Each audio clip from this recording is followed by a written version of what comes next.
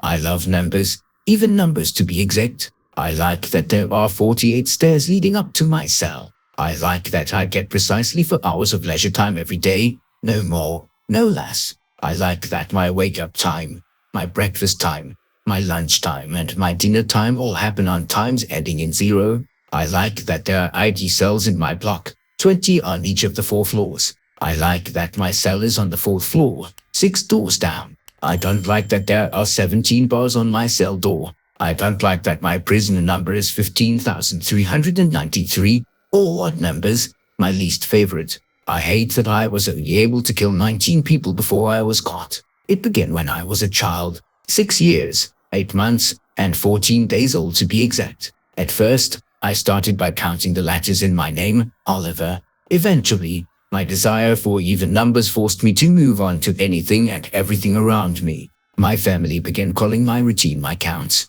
My counts would happen all throughout the day. As soon as I woke up at 6:44 a.m., I would count 20 teeth, 20 teeth, 20 teeth, 20 teeth, the same as the day before. After counting my action figures, 12, 12, 12, 12, I would shower. Showering was one of my favorite parts of the day because I could control the numbers. Every shower was set to the 10th notch, the perfect temperature, and lasted exactly 600 seconds, 10 minutes. These numbers are my favorite because they're even numbers, but also because they end in 0. At 7:14, I would walk down the 14 stairs in our house, counting each one along the way.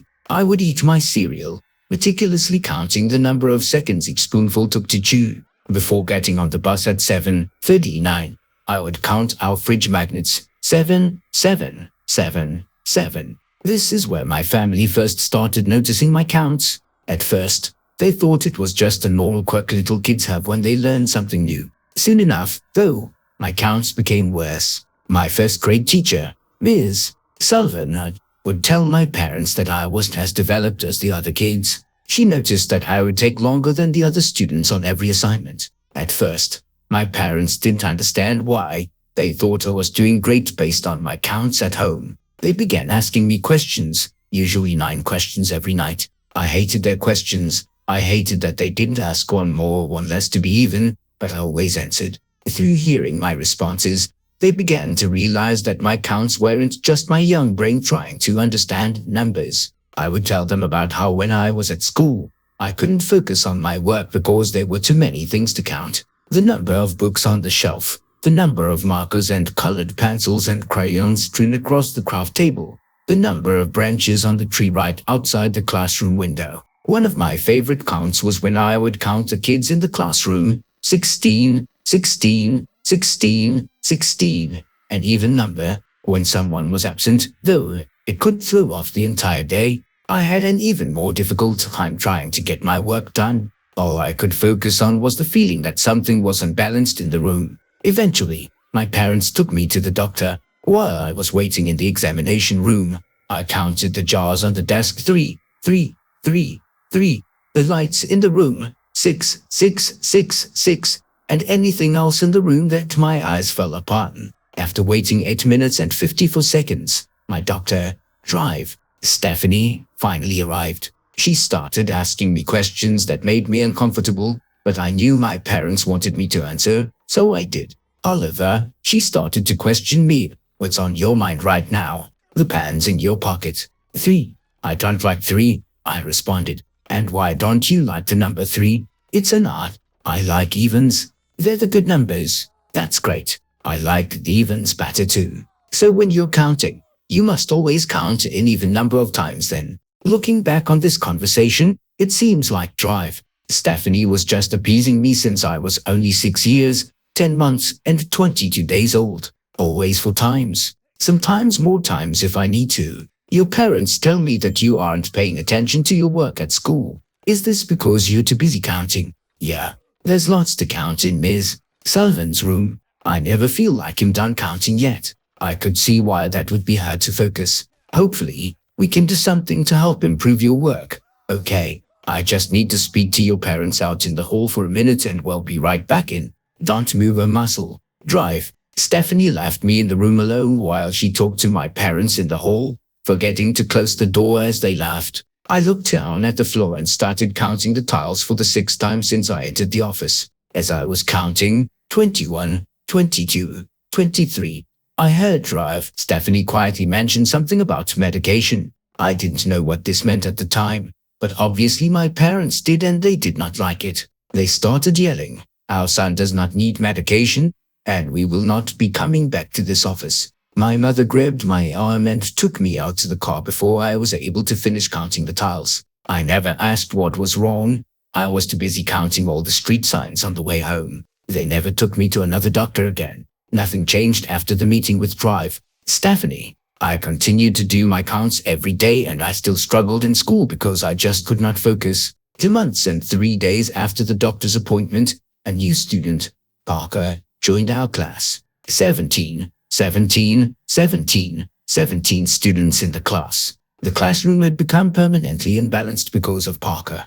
I hated him. My ability to focus on my work dropped even lower. The counts got even worse since I was constantly craving even numbers. One day after school, my desire got too strong. I remembered Parker was on my bus and lived on my street. The bus stopped at its fourth stop, our stop, and we both got off. Instead of going to my house, I decided to follow Parker to see where he lived. I counted the steps as I leapt behind him out of his line of sight. We got to his house after 474 steps. I watched from a distance as he walked into the front door, unsure of my next move. After 12 minutes and 19 seconds, he came back outside to play basketball in his driveway. At the time, my childish mind thought the perfect way to get back at him would be to push him and yell at him. I approached him in his driveway and said, "Parker, you're a big meanie and I don't want you in my class. You messed up my counts." He turned around and looked at me with a confused look. Obviously, he had no idea what my counts were,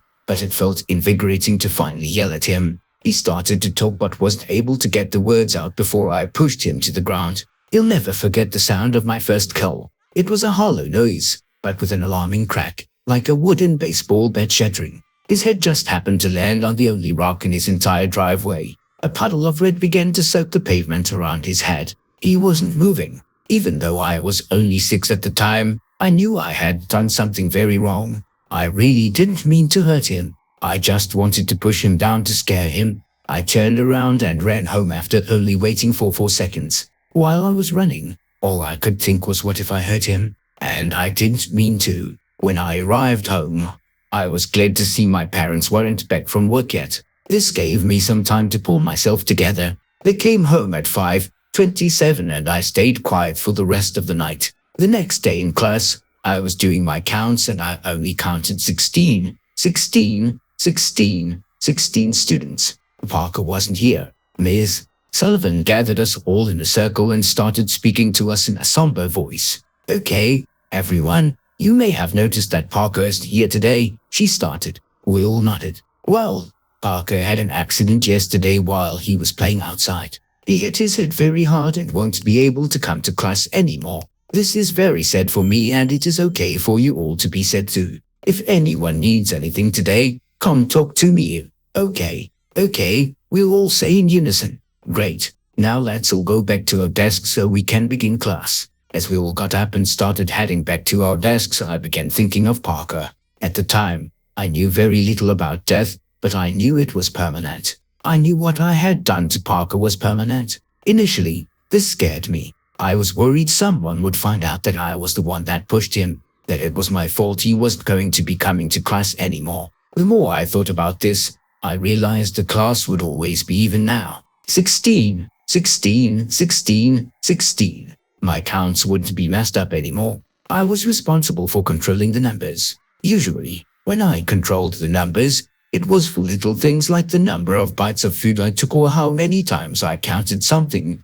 This time, I controlled the entire classroom. I made the whole thing feel balanced again. I could use this ability for the rest of my life, and that's exactly what I did. The next 5 years and 6 months were rather uneventful. No one ever found out that I was the one who killed Parker. The cops deemed it an accident, saying that he tripped while he was out playing by himself. I had just started 6th grade, which meant going to a new school and discovering all new things to count. I had 6 classes, 5 of which had an even number of students. The only one that didn't was my science class. Every day I would go to the class and feel unbalanced. My counts were messed up and my ability to work had taken a hit again. I decided I needed to control the numbers. I knew that this girl in my class, Paige, had a crush on me. She would follow me around and always interrupt my counts. I was so irritated by her, she would be my next target. This time, I didn't want it to be an accident. I wanted to feel the responsibility of controlling the numbers.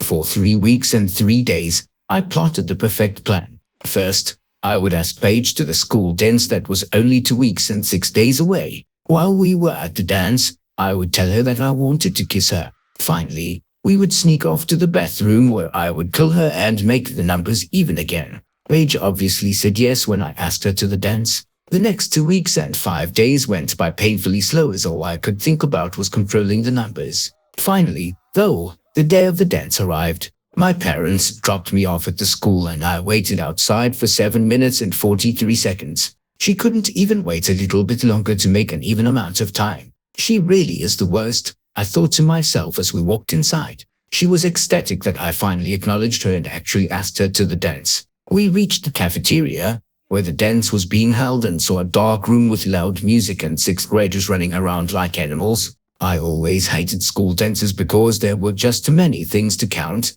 The number of kids, the number of songs they played, how long each song was, the number of different foods they were serving, and so much more. I knew, however, that coming to this dance would be worth it. Would you mind if we danced over there? I asked, pointing to the corner of the room closest to the bathroom. Of course not, she said, slightly confused, but still happy that I had asked to dance with her. Neither of us knew how to dance, so we awkwardly just shuffled around for 10 minutes and 54 seconds until finally, I said, "Hey, Paige, would you maybe, want to kiss me? We could go into the bathroom so it's not so dark." I was incredibly nervous, not because I didn't want to kiss her, but because I was finally going to be able to control the numbers. "Okay," she responded, flustered. I grabbed her arm and rushed her off to the girls' bathroom. As soon as we got there, I made sure no one else was hiding in the stalls. We were alone. She had a huge smile on her face, and I faked a smile for her too. As we were both leaning in for the kiss, I felt around for the corner of the sink. I placed my hand on the right side of her head. Instead of guiding her face to mine, I slammed her head into the corner of the sink, leaving a red smudge. She immediately collapsed to the ground. I put my ear to her nose and counted 10 seconds. She wasn't breathing. I had finally done it. I controlled the numbers. The high I felt from making the numbers even was like nothing I had ever experienced. My brain was overwhelmed, even numbers. I was in control of all the numbers again, and this time I was wholly responsible. However, I wasn't done yet. I needed to make this look like an accident. I grabbed a wet floor sign out of the nearest janitor's closet and rushed back to the bathroom. Thankfully, no one had found Paige yet. I splashed some water on the ground and on the bottom of Paige's shoes. Next, I just placed the wet floor sign right at her feet and ran back out to the dance. No one ever found out I was the one who killed her. As I grew older, I never outgrew my counts or my overwhelming desire for even numbers. I continued to kill the people who messed up my counts. Natalie, when I was 14 for being the 7th member in my English group. Caleb, when I was 19 for being my 3rd roommate. Marcus, when I was 22 for always leaving our TV volume on an odd number. Cheryl, when I was 24 for sending out 17 or 13 or 15 emails every day, and 12 other people who irritated me. I learned to get creative with my kills since I needed to make them look like accidents or make sure the bodies would never be found. Sometimes I would hit people in the head hard enough to kill them and plant props to give the appearance that they slipped and hit their head. Other times I would slip poison into people's food, which would cause their organs to shut down and not cause any suspicion on an autopsy. One time, I hung a person while they were still alive to make it look like a suicide. I never left any evidence until my 19th and final kill. My 19th kill was a man named Alice that I worked with. Alice was the odd number in a group and he didn't do anything noticeable in odd amounts, but he would always interrupt my counts. When I was at my desk, I would count my picture frames. 4, 4, 4, 4, and he would interrupt me multiple times a day. I was so irritated by him, I knew I had to kill him. Since we worked together, it was easy to figure out where I would kill him. By his car after work. I kept a wooden bat in my car that I often used on many of my victims. The end of the day came and I saw Alice getting ready to leave, so I quietly gathered all my belongings, put on my coat, and slipped out before he could. I rushed down to my car, grabbed my bat, and hid in the bushes near his car. After waiting 3 minutes and 16 seconds, I heard the click of his car unlocking. Now was my chance. Without saying a word, I darted out from the snowy bushes right in front of him and brought my bat down onto his skull. The impact made a loud, hollow cracking noise and shattered my bat. I immediately knew something wasn't right. Ellis fell to the ground, the front of his head slightly indented. He was still breathing. Before I could react, he stumbled onto his feet and slugged me right across the face.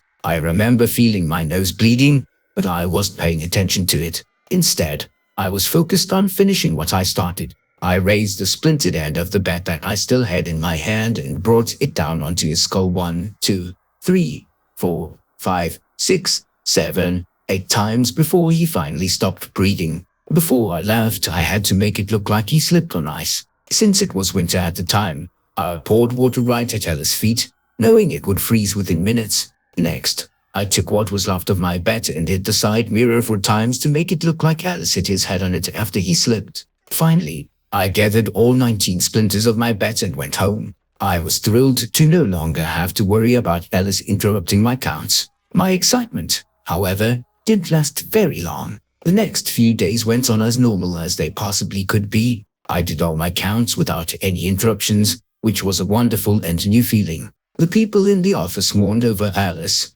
but I didn't care. He was just one less person I had to worry about counting. Everything was going great until 5 days after the murder. On that day, I heard a knock on my door while getting ready for work. I rushed downstairs, counting them as I went, and opened the door. 3 cops greeted me with a pair of handcuffs. "Oliver Miller, you are under arrest for the murder of Alice Langdon." After 19 kills, I had finally been caught. I felt incomplete, like a huge part of me had just been taken away. Obviously, I knew I was going to jail for what I had done, which meant I would never get my 20th kill. I would be incomplete for the rest of my life. Apparently, what had happened was when Alice punched me in the face, he got some of my blood on his knuckles. It was tested and traced back to me. They searched my car while I was at work one day and found the remains of the bat, which had his DNA all over it. After I was arrested for Alice's murder, the cops launched a full investigation on me. They connected 17 out of the 18 other murders I had committed to me. The only one they couldn't prove I did was Parker, but at that point, it didn't matter. I had killed more people in 38 years than 3 serial killers do in their whole lifetime combined. My court trial went as anyone would expect. I plead not guilty. There was way too much evidence against me. I was found guilty. The worst part was when the judge was reading the verdict. He granted me 19 life sentences, 1 for every person I had killed. He knew it would be another odd number that would nag me for the rest of my life. I have been in prison for 6 years, 9 months, and 14 days. Every single day has been hell. I'm constantly craving more even numbers, but I know if I kill someone in here, I get thrown in solitary for 7 days. My whole life feels unbalanced. My counts haven't felt right ever since I got in here. The only thought that has run through my head for the past 6 years is 19, 19, 19, 19. I can't handle the incomplete feeling anymore. Tonight, I will get my 20th kill myself.